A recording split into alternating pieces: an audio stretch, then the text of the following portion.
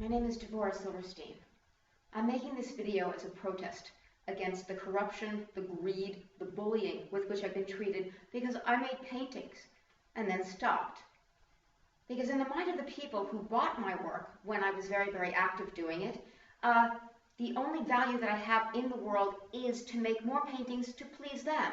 Whatever else I do doesn't make any difference. The fact that I also play piano, the fact that I also write songs, sing, I'm a SAG-AFTRA actress. No, these things are not meaningful at all. Just that I should make paintings. And not just any painting, but what they want. So in other words, I become a slave to their system. Now, when I was making paintings, I sold about half of everything I did. But at the same time, I was painting round the clock. I mean, I woke up in the morning, I went jogging, I came home, I was painting. And if I wasn't painting, I was out taking photographs for what I was going to paint. And if I wasn't doing that, then I was building stretchers and stretching canvases. So my entire life was devoted entirely to only one activity, and that was painting. So, for example, a painting like this would have taken me days, literally round the clock, to make it, because to make a painting that looks like it comes in one heartbeat, you can't actually stop and take a break. You can't only just work for an hour or two or whatever and do it leisurely or moderately. You have to do it with passion, and you have to do it with commitment, because that's the only way to do anything good. But I was exhausted by the end of 10 or 12 years of doing that, and I needed to take a break. And everyone around me made me feel like I was worthless, like I had no value, like the only thing that I could do to please anyone was to make a painting. My family basically disowned me. None of my friends would talk to me again at all. And I literally couldn't believe it. At the same time, my roommate was giving me drugs. I never do drugs, so at the time I didn't really know what was going on. I just thought I was going crazy. So I stopped painting, not only because I was exhausted, but because I thought I was going insane. I thought I was losing my mind. I thought it was the chemicals in the paint or the turpentine or whatever, the lead in the pencils. It could have been anything. I had no idea. All I knew is that emotionally I couldn't keep doing it, and physically I couldn't keep doing it. And then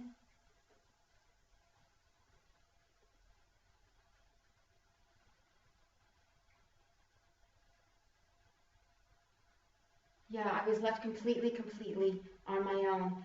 You know, I recently saw a movie, Brendan Fraser, called The Scout, and he's a brilliant baseball player, right? But he's got a few emotional things going on, and he gets taken on by the Yankees, and just as he's going to go up for his big first game, he decides now he doesn't want to play. He can't do it. One thing or another, he can't do it. He doesn't feel right. It doesn't really matter. But his scout initially tries to berate him and make him feel like he's betrayed him, he's disappointing him, he's like this, you know, whatever, I gave you everything, I did everything for you, how can you do this to me, sort of thing. And, of course, Brendan Fraser doesn't react to that. And then finally the scout changes the way he's doing things. He said, you know what, fuck it. If you don't want to play, don't play. What difference does it make? You know what? Yeah, I'll stick by you. I'll still be your friend. And what difference does it make? Because you know what? Nobody's going to talk to me anyway after you don't play, because they'll give up on me as well. So, you know what? And this one fact, this one turn of the emotion of somebody having faith in him just for who he was, and valuing him for just who he was and not just for what he could do for everybody else, changed his mind. And then he got up there and he hit pitched the best game that existed on the face of the planet of baseball. So, you know what? This is the message for anybody who thinks that the way to get somebody to do something is to bully them, is to make them feel, is to degrade them, is to rape them, is to drug them, is to poison them, is to make sure that they don't have enough money to get their own apartment, is to get up in the morning and buy the things that they need, to make it impossible for them to have their own apartment or whatever, or to think for themselves because they're so doused out on drugs that what can they possibly do? This isn't the way to get somebody to do something, just so we're clear. But that's what's been going on in my life for the last 15 years. 15 years ago, well, in the meantime, yeah, so I didn't go back to painting. Instead, I got a degree in music. I went out and I got a certificate in acting, and I was acting in TV and film and theater and whatever, albeit not at the highest of levels, but it was a start. I was happy, I was productive, I felt good, but that wasn't all right for anybody else. They weren't going to take that seriously. So it seemed to me that anytime I was getting close to something, it would get ripped away from me. And somebody was always there to say, you have to go back to painting. All of my relationships ended because the people tried to convince me to go back to painting. Everything in my life ended because someone was always there saying, oh, this doesn't matter. Only painting matters. So they weren't willing to pay me for it, and it's an extremely expensive activity. You know what? This painting is over 30 years old. You know what? It wasn't made with house paint. It wasn't made with finger paint. It was made with the highest quality paintings, the highest quality materials, and that means it's going to last, you know? But it's expensive to do it, and it takes an extraordinary amount of time. So, yeah, nobody wants to pay me for it. 15 years ago, my work was transported from New York to Freiburg, Germany, which is where I've been living since then. And because I was supposed to have an exhibition. And en route, 40 paintings went missing. And at least 30 paintings were damaged, and a lot of drawings were damaged. Personal property was stolen as well. And after that, this whole thing really set in earnest. Now, I don't know if it's just because I'm in Germany and people are easily swayed against somebody with a Jewish name to do things against them, but it really took off here. I was non-functional for most of these years. Anywhere I went, somebody drugged me. For the most part, in the last 15 years, it's been antidepressants. And I recognize that because I had to take them when my mother died and I was freaking out. But my doctor took me off them because he recognized that they were hurting me more than they were helping me. So I did the experience, so I recognized it again. They separate you from yourself. You can't connect with your own self. You can't function. So, well, maybe somebody who's actually got a depressive disorder and it's a chemical imbalance, those things do help them, but I don't.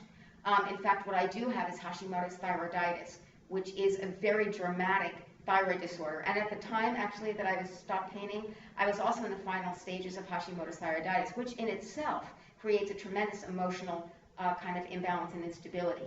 So that combined with the drugs, you can only imagine. And I also used to smoke 3 packs of cigarettes a day, so the lack of oxygen on top of everything else, that was another thing.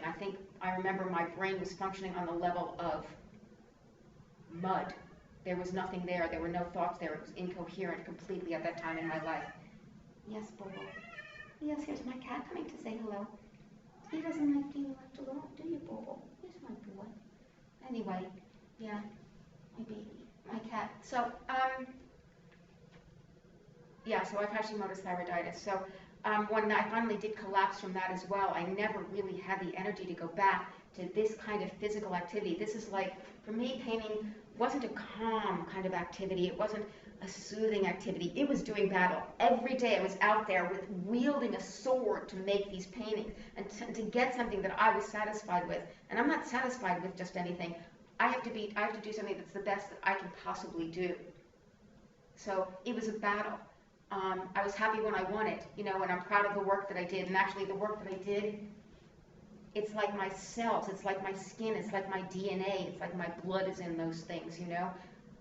The fact that 40 paintings were stolen and all these damaged, it's like it happened to me physically. That, yeah, it's like my life was kidnapped at the same time. And it's something that I'm not able to get over. And you know what? Nobody helped me at the time. My lawyer was corrupt. My lawyer never filed the papers for the insurance claim. The police never investigated.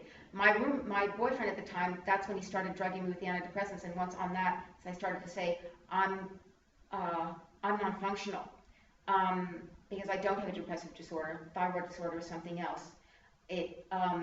So basically, separating me from myself made me functioning on the level of cauliflower. So you remember those, I don't know if anybody remembers those old commercials, this is your brain on drugs. Yeah, well, mine wasn't fried, mine was cauliflower. So I was non-functional, and for most of the last 15 years, which means I also couldn't earn a living. So for 15 years, I couldn't afford my own apartment. I couldn't barely afford to eat. I certainly barely afforded to get the medication that I need and the vitamins and the other things that I need to take to be functional with the disease that I have.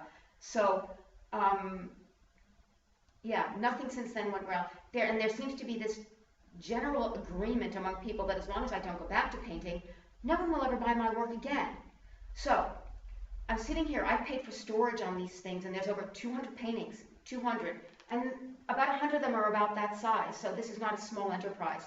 But I'm not allowed to sell it, I'm not allowed to make money, I'm not allowed to profit from my own work, because somebody thinks that if they can make me appear to be crazy and that nobody ever wanted my work, then all of a sudden I become another Van Gogh story. And this is the problem with postmodernism, is nobody can come up with anything original. My real story is actually quite original. I started painting, I stopped, I started doing something else, which I'm actually better at than I ever was as a painter, and it doesn't require me to go into battle every day.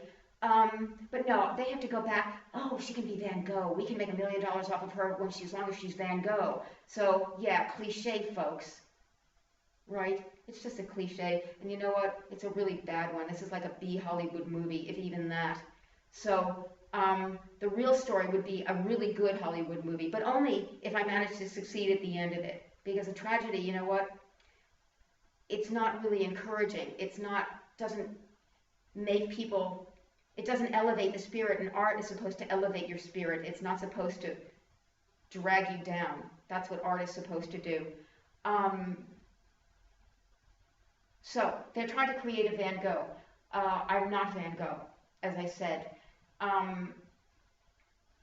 But because nobody will buy the work, it's incredibly difficult for me to be able to have an apartment big enough to hang it on my own walls. And fortunately, this is the first time that I have it on my own walls since I had to move it out of my mother's basement years and years ago because we sold the house when she died. So I've never had any kind of benefit for it.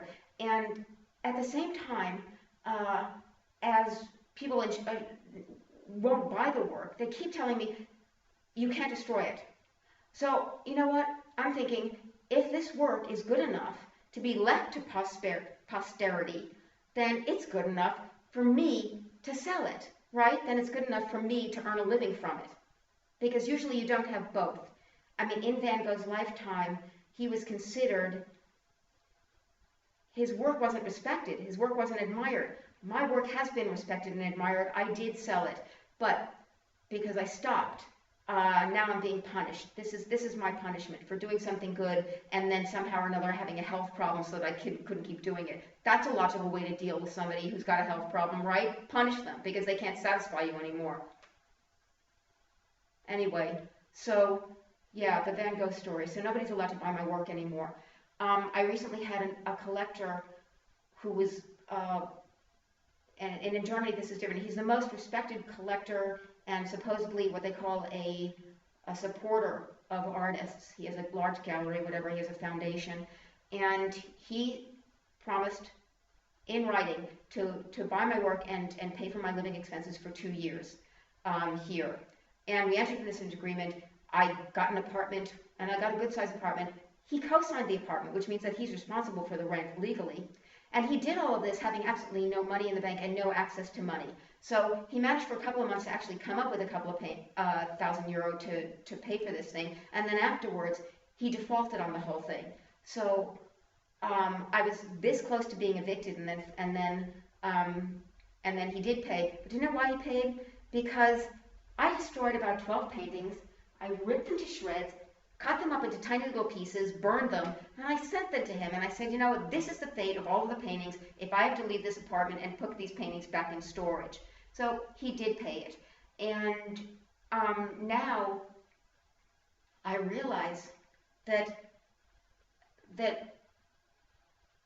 I actually have the ability to control what happens to my fate for the first time, because somebody wants these paintings around.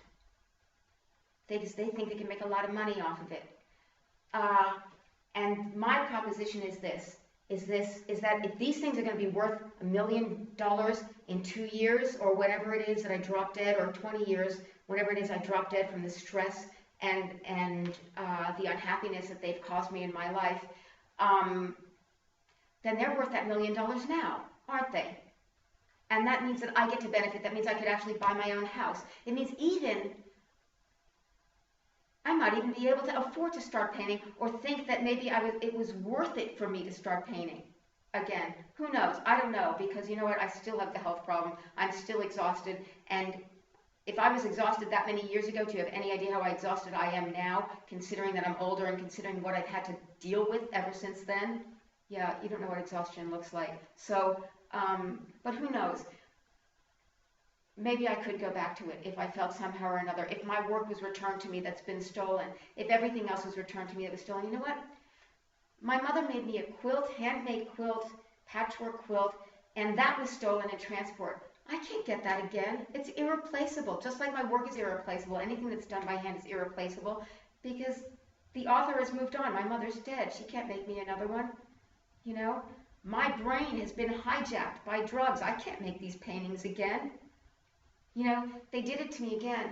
Most recently, I was in a play, and the people were trying to get me to be more accessible. This is what they thought. They needed to be more accessible. I'm a little bit, it's not that I'm standoffish or snotty, it's just that I feel somehow or another alienated from the world. I wonder why. Gee, I wonder why. So, they think that somehow or another, if I'm drugged, then I'd be more likely to allow myself to be taken advantage of, which is essentially what it is. So they drugged me again, and they gave me the same thing that my roommate gave me that many years ago. And I know because all of a sudden I started having exactly the same feelings and acting the exact same way. It's like your brain all of a sudden just takes, you can't really tell.